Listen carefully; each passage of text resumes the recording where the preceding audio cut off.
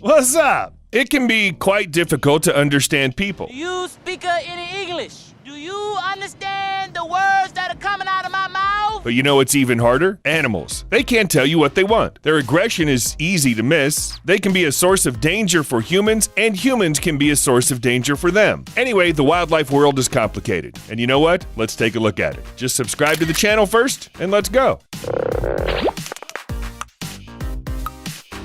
Bears and trees. Meeting a bear in the wild can hardly be considered luck.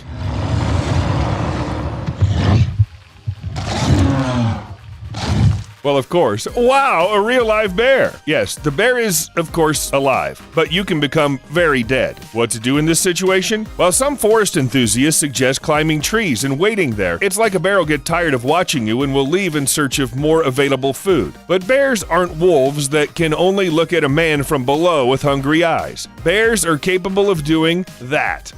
Where are you going? Where are you going, buddy? And it's pretty quick. If you organize a competition for speed climbing trees, a person will probably lose. So, when you meet a bear, it's better not to look it in the eye and slowly move away. Bears quite rarely attack people. Usually they just wonder what kind of strange hairless creature is in the middle of their forest. You should avoid mama bears with cubs, and especially rogue bears. These are those poor bears that accidentally woke up in the middle of winter and are very unhappy with this fact. Well, if the beast decides to attack, start making as much noise as possible. Scream, stomp, whistle, any loud sounds will do. Maybe even music will do, if you choose the right track. Okay, he's going. Yeah, he's going. We're gonna be okay. Horse danger zone. Okay, now, that's a pretty obvious fact. Don't go behind horses. You ride.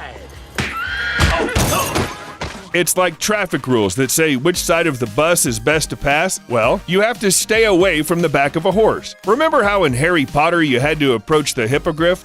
Back off, Harry. Back off. Well, that's about the same with the horse. You have to approach from the front so that the animal can see and hear you. Act confident. Touch its face. Let it smell you. Talk about something. Basically, even a discussion of the last episode of your favorite show will do. The main thing is the intonation. The horse won't argue with you anyway, even if it doesn't agree. You don't have to bow, and never, never approach it from behind, suddenly or too quietly. Horses tend to kick, as we all know. Horses remember that their ancestors were hunted by predators, which means they'll defend themselves. You don't want it to hit you in the forehead with a hoof, do you? Toothed tentacles. Octopuses can be funny, or they can be smart, or even tasty, but they're certainly not friendly. So don't try to put octopuses on your face.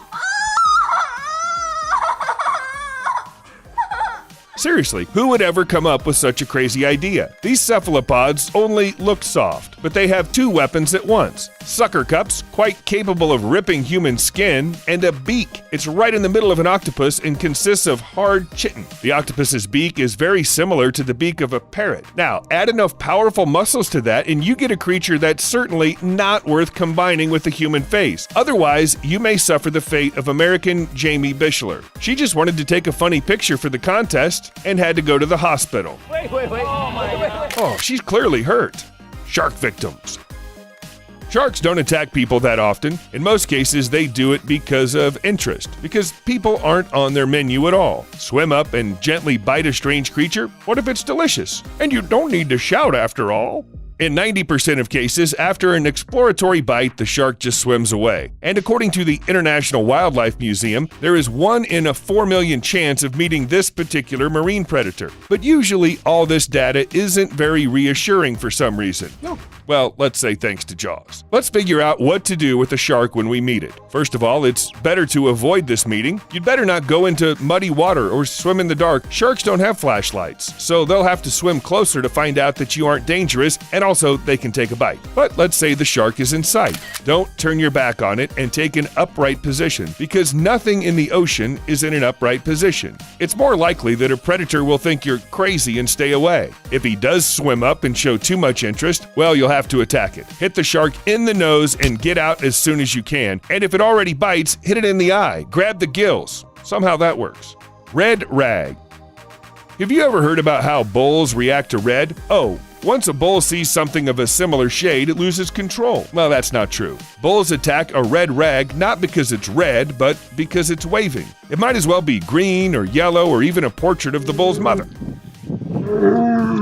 Okay, that'd be weird. So if you happen to meet an unfriendly horned animal, don't rush to take off the red. First of all, don't look it in the eye, and don't tease it in any way. Pretending to be dead won't help either. Bulls aren't grizzly bears. Do make contact with cows and calves, and don't rush to run immediately. This can only make the bull angry. Instead, it's better to retreat carefully, slowly, carefully. Oh, it did attack you after all? Most likely the bull will win this race. He's just faster from nature. So you can try running in zigzags, not a straight line. It's not easy to turn when you're a big angry bull. You can throw a backpack or something of clothing at the bull on the way. It'll probably distract it for a while so you can get to a safe place.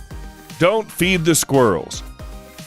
What do you mean don't feed them? One of our viewers is about to exclaim, and it might just turn out to be a squirrel. In fact, despite all the cuteness and fluffiness, all that people love squirrels for, they may not be so harmless. If a sick squirrel bites or scratches a person, it's unlikely to feel remorse, but the bitten person is in danger. However, the animals themselves have problems because of human interaction. First, squirrels need to get certain nutrients from natural sources. Without them, it can end in disease. Secondly, as a result of feeding, in one area, there can be a hell of a lot of squirrels.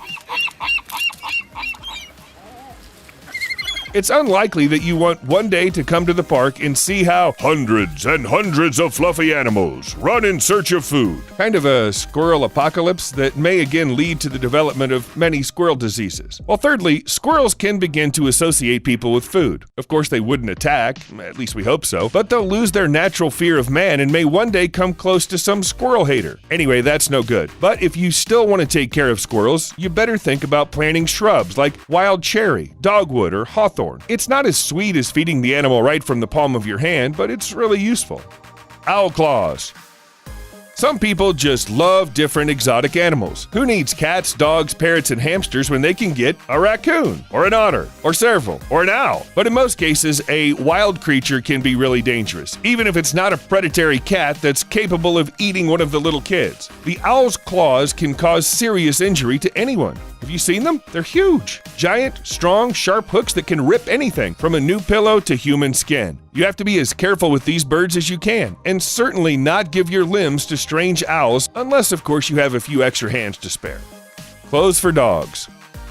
Oh, all those tiny jumpsuits, funny shoes, cute hats. What about the dog t-shirts? It's all so sweet and so dangerous. Experts say that the constant habit of dressing dogs in different clothes leads to their overheating. You don't think it's normal to leave your pet in a hot car? Overalls aren't going to do it either. Except for a few breeds that can really freeze in the winter, dogs don't need clothes. They've already grown their hair for this purpose. Imagine walking around in a fur coat all the time, but then you put on a t-shirt on top of it as well. Doesn't feel good, especially if it's warm enough outside. Dogs are also living creatures who may not like this attitude. If you want to dress somebody up, you better buy a doll. Cheetah tongue. If you are the happy owner of a cat, you surely know what it is. Cat hair everywhere, night run through all the rooms, rustling bags, and perhaps a gentle licking. But that's where the main problem lies. No matter how cute and soft your cat is, her tongue is hard as sandpaper. It's not smooth at all, so your cat might get caught in some blanket or cloth with it, and you're gonna have to save her. It's all because of the little spine-like epithelial growths. You can't do without them when you keep your coat clean, and well, the spines cling to the tangled hairs and either untangle them or just collect the dirt. Anyway, it's a very useful thing. But what about really big cats?